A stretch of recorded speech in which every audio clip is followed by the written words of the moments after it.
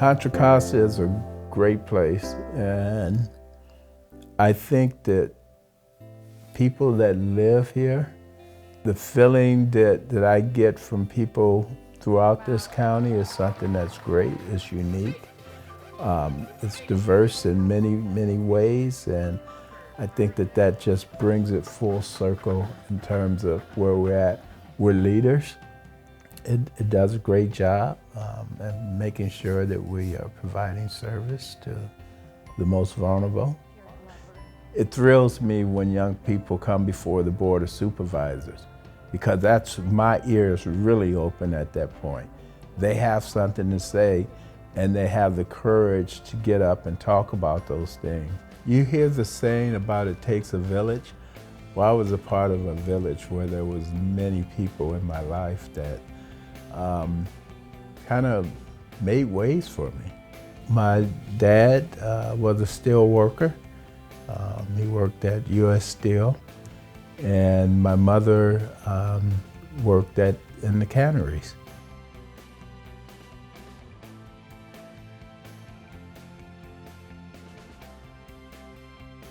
His name was actually supposed to be Tadero, not Federal.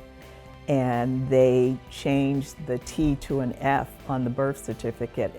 And so to be Federal from birth, you know, that name, I think he had to live up to it. First and foremost, my father grew up in a single-parent home. I was involved in a lot of elections as a young kid, but I never had any thoughts or visions of being in politics, because I didn't know much about it at that time. But in school, I was active in terms of student government. Actually, I've been my class president ever since grade school. I do remember the first time I saw him with President Ronald Reagan at the time. He had met him at the state capitol, you know, in high school. Even looking back at the Boys and Girls Club, he was in a leadership role. He wasn't that much older than I was, but he was a leader at the Boys Club. He's your all-American kid, you know, just grew up in the neighborhood. He went to the schools, he played sports. At that time, blacks wasn't living across the freeway. You could only stay on one side of the freeway in Pittsburgh. He ended up continuing to work right over at Dow Chemical. What Federal, I think, recognized is if I'm going to be the safety manager at Dow, I need to make sure that I implement the best practices, not just for myself and my fellow coworkers, but also for the residents. So I think that's helped earn him some props in Pittsburgh. Stakeholders really recognize that, and that's why they said, hey, you've been volunteering over at the Boys and Girls Club. We need to get you on council, man. When we were dating, I remember him taking me up on this hill and telling me that one day he was going to own a house on this particular street. As we look back, I'm in Pittsburg, California with Mr. Federal Glover living on that street that he said he was going to live. The relationship him and my mother have, the marriage is something that, you know, I've aspired to. They've been married for 46 years now. When I was a child, my mother died at a young age. My biological father was not always around, but I never felt that absence or that gap with Uncle Fed around, is what I call him.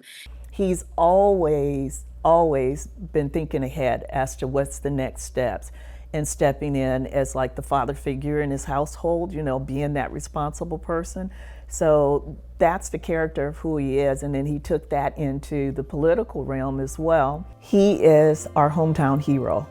I remember as a kid just seeing him as a council member, former mayor, like how awesome that was for him to represent us in our community.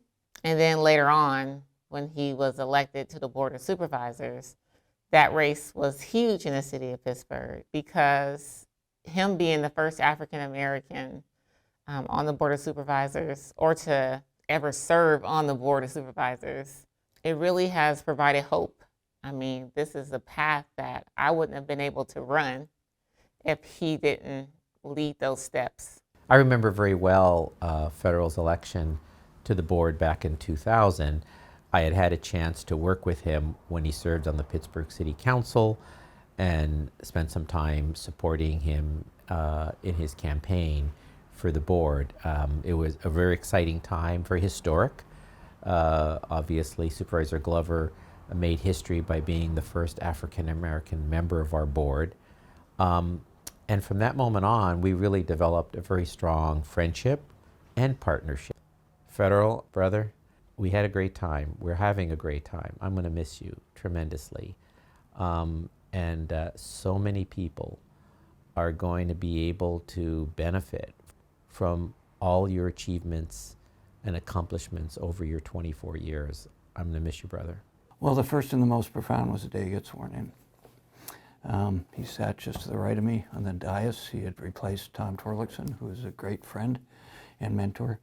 But that was a special day, one of the special days in my life, in my professional career, and personally, to see this community that I care so much about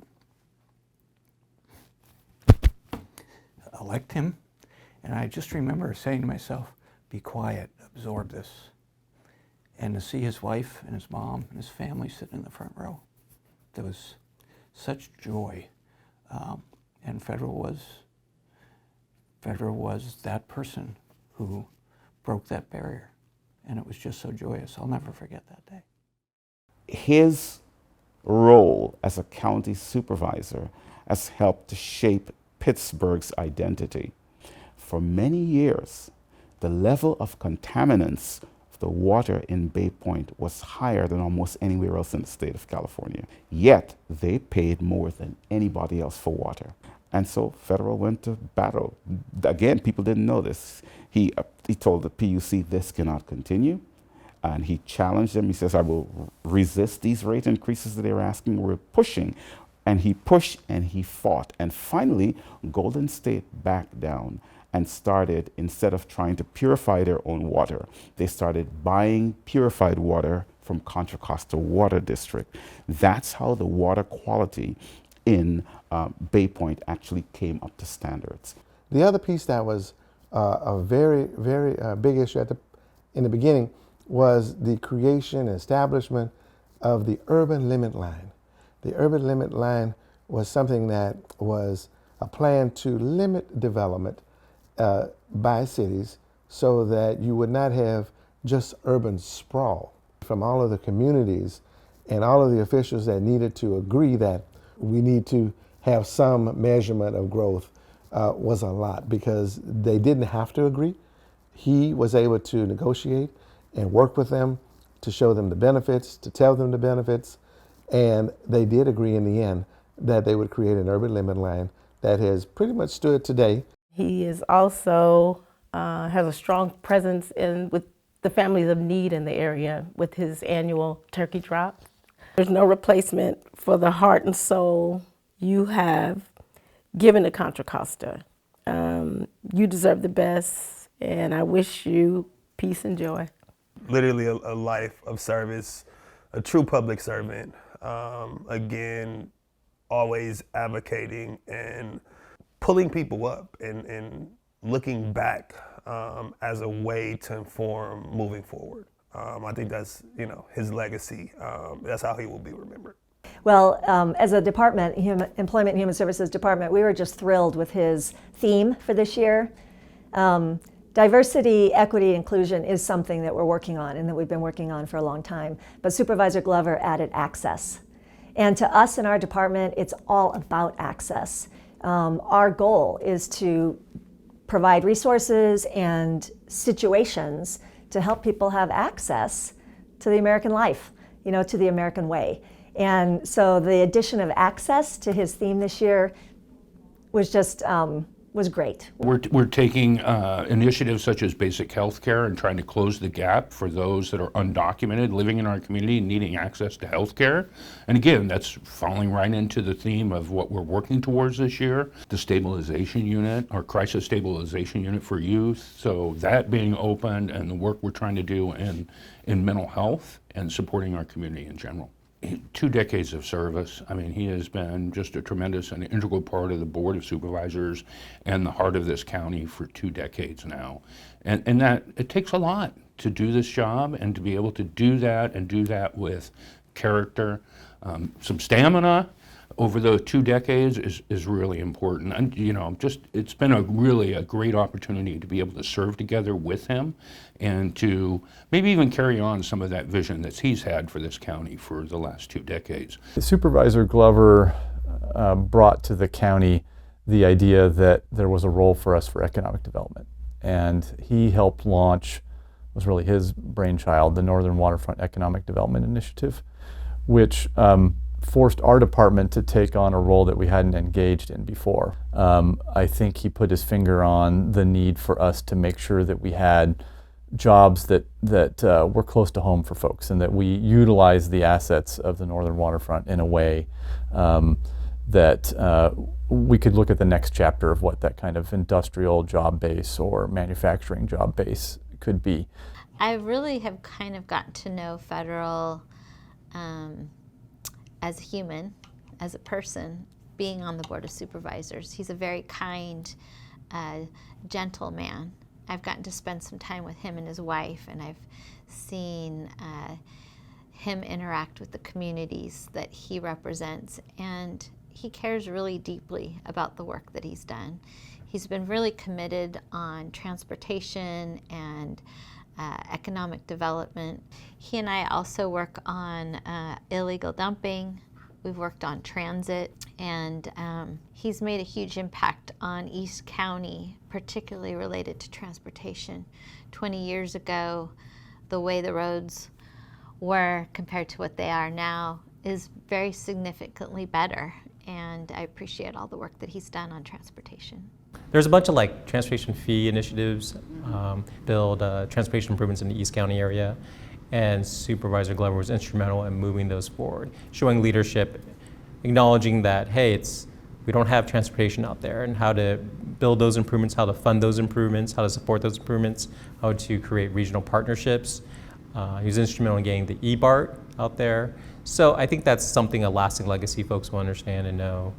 One of the things that I've noticed and benefited from is while being in Supervisor's presence and watching how he leads authentically, right? He enters spaces as himself. So it's been really interesting to see so many challenges and roadblocks put in his way, but it has not deteriorated who he shows up as and how he creates space for other people. And so for me, that has kind of been one of the most impactful things, is watching him not lose who he is as he's kind of elevated in his career. One of his biggest passions and loves is advocating for youth. And we see that through his youth summit, which has been going on for years, nearly 20 plus years. And he continues to do that work. He's just always really interested in young people and what they're doing and providing opportunities and growth for them.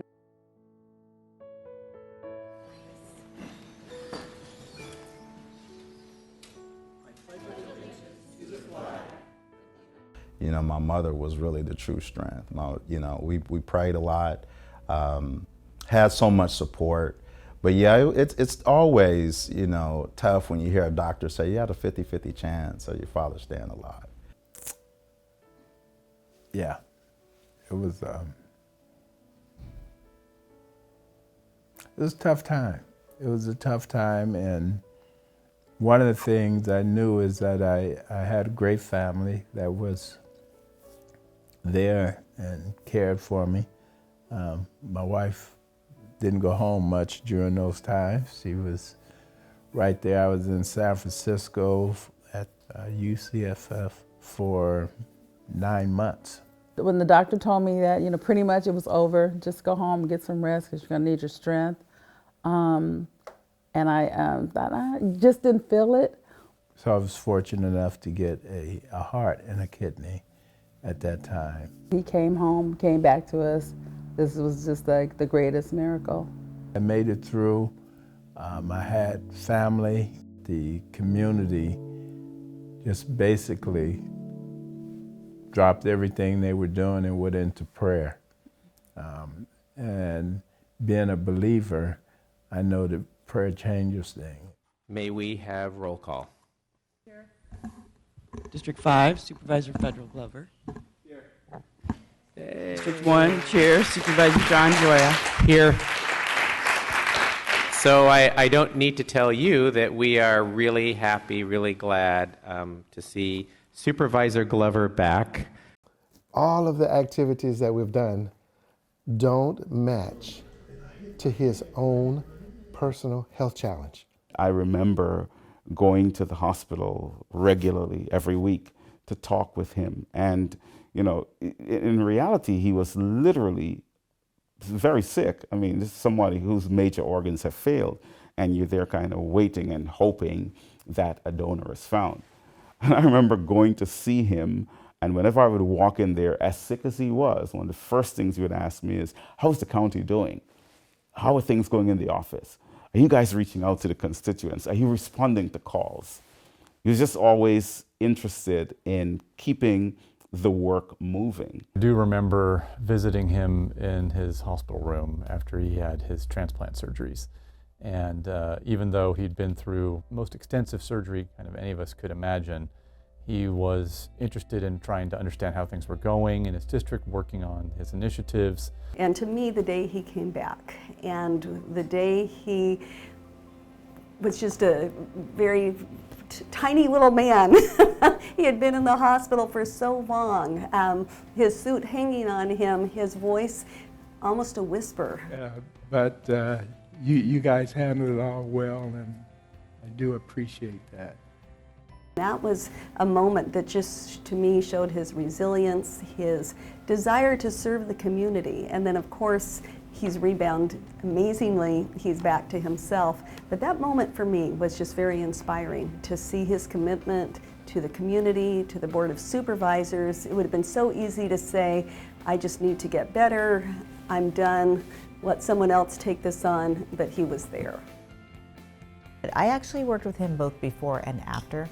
And he's always been very clear on the importance of health. From the bedside to the boardroom, Supervisor Glover has always sort of had a keen sense of what's happening. And it's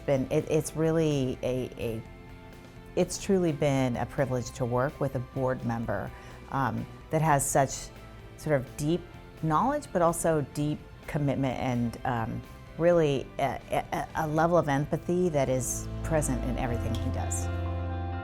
Our new County Administration B building and plaza, and it was in his district here in Martinez, and how proud he was of not just being here to be able to dedicate it, but also that it happened in his district for the constituency of District 5, along with the entire county. I wish him many years with his family, many years of travel and rest. We will miss him as one of our leaders, and his grace will be missed, and thoroughly appreciated his leadership in his time here for Contra Costa County.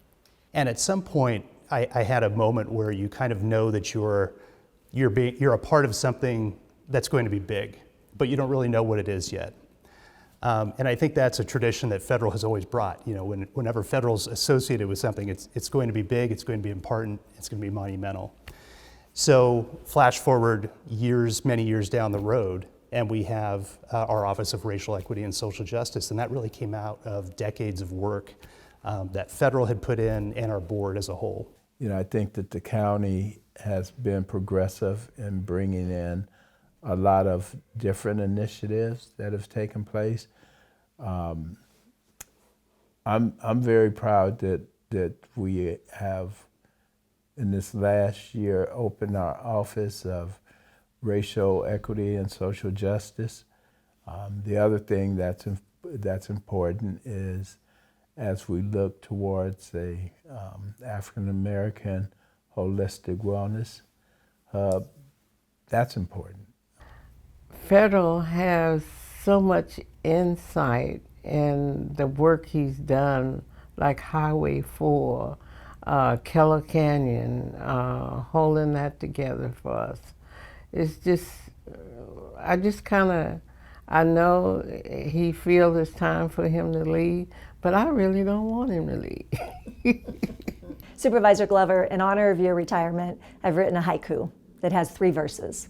With the hard questions and with those gentle chuckles, supporting leaders. Seeking solutions with few words but large actions that promote access. Respectful, thoughtful, inspiring generations, quiet and mighty. It's definitely inspiring to see someone who, you know, has gone through several things, health challenges and everything else, and just to persevere and be dedicated to the community. Like, he makes sure that he takes care of the community where he's born and raised. It's definitely inspiring to see how things have progressed and, you know, his unwavering support of the members of the community. I am immensely proud of you.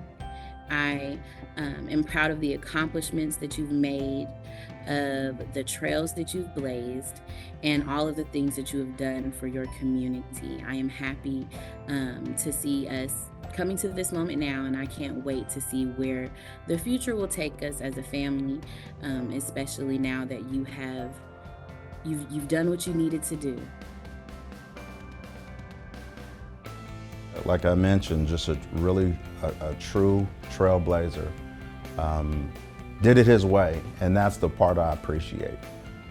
He never had to step out of bounds and be someone he wasn't. And that's the number one advice that he always gave me, you know, be you at all times. And that's really what he's followed. So I'm proud of him. Just for him being my father, but I'm proud of the career that he has established. I'm proud of him making history. I'm proud of just his legacy in general and what he has shown not only my children, but everyone else's children, that you can do this. If you want to do something, you can do it. He's not giving up the youth summit. He's not giving up this turkey drive. He will probably be sitting at the dais when they when the new supervisor is supposed to take over. I'll have to probably drag him out of there. Well, you know, she's been my inspiration. You know, she's been on this journey with me. You don't do these things alone. If you don't have a supportive household, then you don't do very well at this stuff. You definitely don't hang around as long as I had. So, you know, I love her. She has been my rock, along with my children. Well, I think one of the things that's very important, and that I certainly realize 24 years later, is that you have to continue to push. You will not see the change that you want. You will not achieve the quality of life that your constituents deserve unless you continue to push. And for me, it's about continuous change. If you're not changing something, that means that you have just immersed yourself in the status quo. I've worked with some good people, and I think that one of the things about having diverse points of view brings you to a greater place. You know, I think that we all need to have purpose in our life, and that my life has been purposeful in trying to, you know, inspire younger individuals to care about their community and to care about the state of the nation and to try to work towards a positive change. And understanding that you don't do that just by sitting at the dais anywhere, that you got to do the work. You have to do work behind the scenes to bring people together to try to get to something that's a win for everyone.